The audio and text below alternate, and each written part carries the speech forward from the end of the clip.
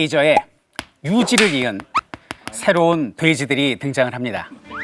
이 돼지는 이렇게 덩치가 굉장히 큰 돼지입니다. 이름은 나폴레옹. 그리고 또 한 마리의 돼지가 등장을 하는데요. 이 돼지는 나폴레옹처럼 뭐 덩치가 크거나 이렇진 않지만은 명석한 두뇌가 있고요. 말을 굉장히 잘해요. 자, 이 돼지는 스노우볼이라는 돼지입니다. 여기는 나폴레옹하고 스노우볼, 이게 돼지들이 제일 똑똑해요. 이때 특히 나폴레옹 말고 나폴레옹의 선전부장 같은 애가 있어요. 스켈러라고. 요 하여튼 스피치는 세계 최고예요. 좋네. 그래서 나폴레옹의 입 역할을, 혀의 역할을 담당한 게 여기는 스켈러가 되겠습니다. 근데 이제 처음에는 둘이 힘을 합쳐서 혁명을 꿈꿉니다. 그래서 사상을 만들죠. 그것이 바로 동물주의라는 것입니다.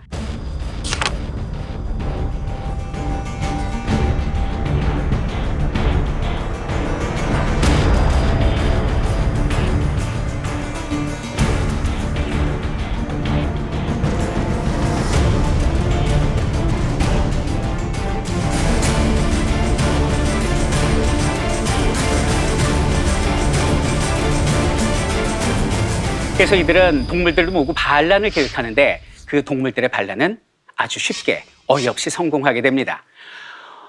존스가 사료를 안 주는 거예요. 맨날 치고만 하고 그냥 뭐 빚더미니까 차측으로 때리긴 하고 사료를 안 주니까 동물들이 못 참겠어가지고 다 같이 들고 일어난 거예요.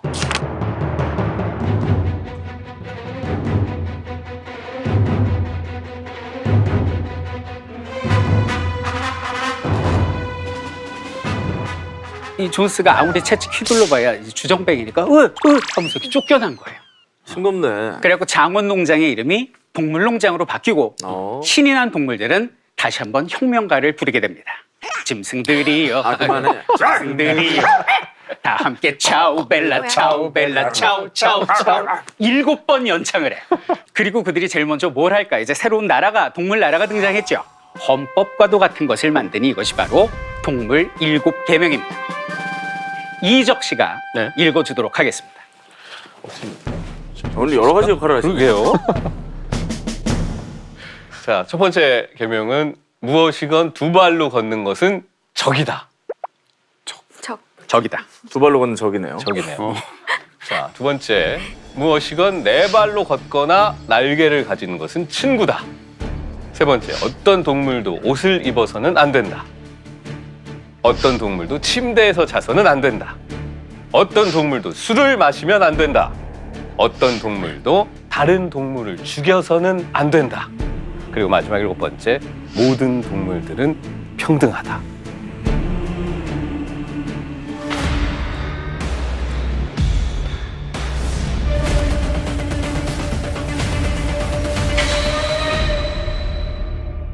그 스킬러 말을 듣고 경이로움을 느꼈어요? 선동된 거 아니에요? 아니요, 진짜 좀 천재적이다 싶을 정도로 사실 나폴레옹이 시나리오를 다 짜주는 게 아니잖아요. 동물이 무슨 말을 할 때마다 그건 이래서 그래 저래서 그래 라고 얘기하는데 굉장히 요리조리 잘 빠져나가요. 마지막엔 결국 그래서 존스가 다시 왔으면 좋겠다는 거야? 이렇게 반복적인 작업을 걸치거든요. 답정론이야. 네, 그래서 보다 보면 이 책의 주인공은 스킬러가 아닌가 하는 생각이 들 정도로 이건 좀 스킬러의 이야기 같은 느낌이 들었고, 그리고 복서 같은 경우는 사실 굉장히 사람들의 사랑을 많이 받고 성실하고 그런 말인데, 그런 존경을 받고 사랑을 받는 인물이 거기에 선동돼서 그냥 복종하면서 사니까 다른 동물들도 어찌 다른 뭐 방도를 찾을 방법이 없었겠구나 하는 생각이 들어서 좀 안타까웠어요. 저도 강독 들으면서 제일 인상적이었던 인물이 스킬러였거든요. 네. 요즘의 상황이 너무 오버랩이 되니까 네.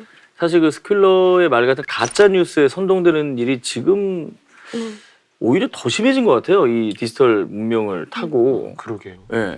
사실 요즘에 많은 그 정보들을 우리가 특히 정치 관련 정보들 이런 것들을 SNS로 얻거든요. 맞아요. 언론도 있지만 여기 스컬러 얘기가 나왔지만 오늘날의 가짜뉴스는 이런 스컬러 같은 게 아니라 더 정교해졌고요. 사람들이 여전히 무엇이 진짜인지 가짜인지 알기가 어려운 이런 상황이라는 거. 그래서 지금은 정말 이 책에 나오는 것보다 더 우리가 신경을 쓰고 정신을 차리지 않으면 우리도 모르는 사이에 동물농장의 동물이 되는 거죠. 바로 벽에 써있던 계명을 저거 나는 글씨가 모르는데 읽어줘. 이게 지금 SNS 난 뭔지 모르겠는데 좀 이거 해줄래? 이거 진짜인가? 아, 이거 진짜겠지? 이런 행동들은 바로 동물농장에서 동물이 하던 그 행동과 다를 바가 없다는 거예요. 지금 우리는. 저는 저 7계명이 우리 그 대한민국에 비유를 하면 개헌이 떠올랐어요. 우리나라가 9차까지 개헌을 했는데 그 헌법을 바꾼 이유가 어떻게 하면 국민들을 좀 더 잘 살게 할 수 있을까라고 해서 그 계명을 바꾼 게 아니고요. 당시 독재 권력이 장기 집권을 위해서 끊임없이 개헌을 했고 거기에 맞서 싸운 민주투쟁의 역사라고 우리 한국사 교과서에 써 있습니다. 근데 첫 번째 계명을 바꿨어요. 첫 번째 정부가. 그게 그 유명한 발췌개헌이에요. 1차 개헌인데 왜 발췌개헌이냐. 당시 국회와 대통령이 주장했던 내용을 각각 혼합 발췌해서 섞었다. 그래서 발췌개헌인데 실제로는 대통령의 주장만 현실화됐어요. 이게 잘못된 거죠. 근데 그때 왜 안 싸웠겠어요? 그게 6.25 때거든. 그러니까 6.25 때니까 외부하고 싸우니까 못 싸운 거예요. 그러다 이제 2차 개헌이 옵니다. 2차 개헌이 뭐냐면 4.4 개헌이라고 들어보셨을 텐데 그때 우리나라 대통령은 4년 두 번까지만 나와요. 지금 미국처럼.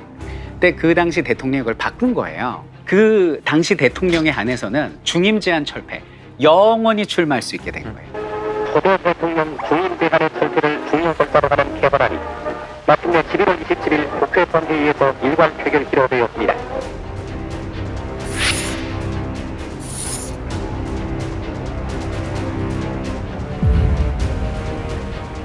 그래서 참다 못해서 들고 일어납니다. 이게 이제 4.19거든요.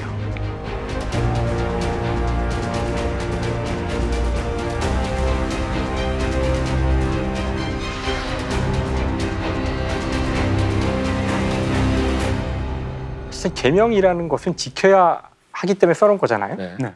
근데 우리가 다 봤지만 소설에서 마음대로 어기죠. 어기고 사람들이 불만을 터뜨릴 때 다시 가서 봐. 그러면 사실 계명을 이렇게 더 씌워놓는, 걸 조작해 놓는 걸 볼 수 있죠. 어리석게도 벽에 써 있으니까 다시 그걸 따라야 한다고 생각해요. 무슨 말이냐면은 만들어진 이 규칙은 규칙에 써 있는 문장 자체로는 의미가 없고 그것이 실제로 실행될 때에만 의미가 있기 때문에 그게 안 지켜질 때 바로 저항을 해야 돼요. 저희가 그 전태일 열사 이야기를 알고 있잖아요.